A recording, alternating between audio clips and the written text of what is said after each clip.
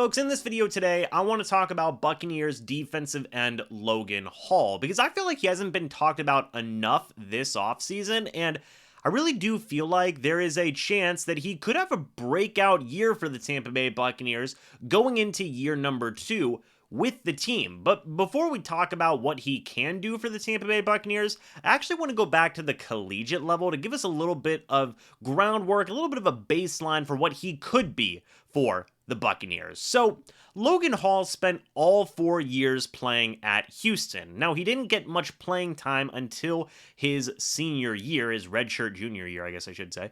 And in that season, he played in 12 total games, finished with 47 total tackles, 13 tackles for loss, and 6 total sacks. All in all, it was not a bad year for Logan Hall, and I think it showcased a really good ability in terms of run-stopping ability, as well as the ability to get after the quarterback as well. He also got first-team All-AAC honors in that season as well.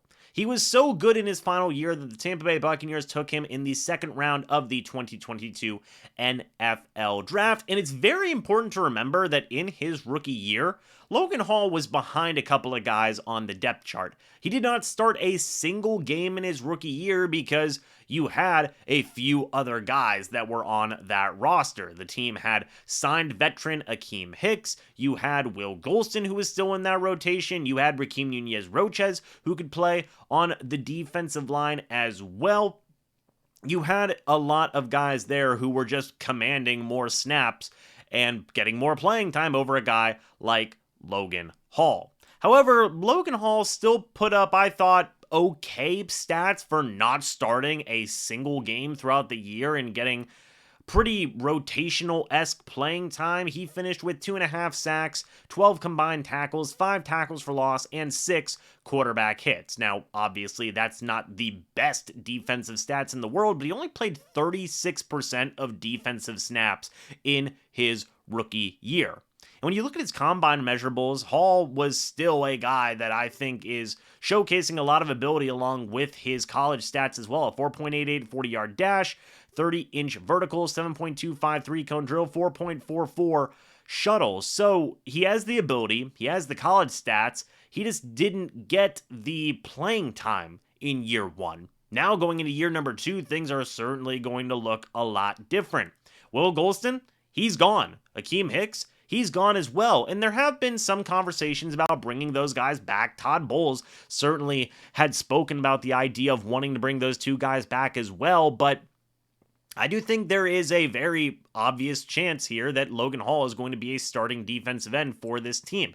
You got to remember Rakeem Nunez-Roches is gone as well, and Hall is a guy that I think you can do a lot with. He is, certainly up there in terms of height and weight. He's 6'6", 260 pounds. I think you can play him on the inside a little bit, play him as a defensive end, move him around the defense, and I think that you can see him succeed. We saw that in his final year at Houston, and I think when you pair him up with a guy like Vita Vea, like a guy like Greg Gaines, like a guy in Calijah Kancey, who the team just took in the first round out of Pitt, you're going to have some success. When I interviewed him here on the channel, Logan Hall was excited to be working with guys like Vita Vea and Will Golston already. Now he's going to be starting potentially next to Vita Vea. That is some good opportunities there, and I think Logan Hall can capitalize on those opportunities and will give him some of the best chances to succeed in year number 2. Now, am I going to say that he's going to have a year of 10 plus sacks, 20 tackles for loss, 50 quarterback hits? No, but I think that he will show improvement. Certainly he will show improvement just because of the fact that he's going to be starting more games. He's going to be getting more playing time.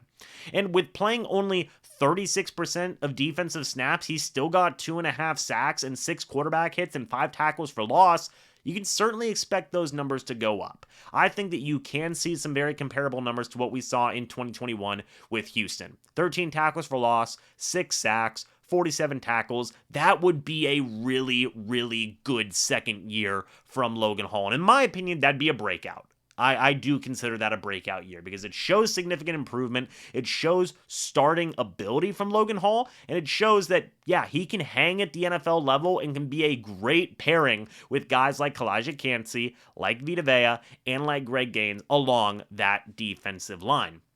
So, folks, I'm very excited for Logan Hall. I think that he has some very great opportunities to be a good player here in his second year, pairing up in this Todd Bowles defense in that defensive line. But what do you guys think about Logan Hall? Let me know your guys' thoughts and opinions down in the comment section below. I would love to hear them. Thank you guys so much for watching this video. I hope you all enjoyed. And as always, folks, I'll see you all in the next video or the next live stream. But until then, and as always, guys, goodbye for now, and go Bucs.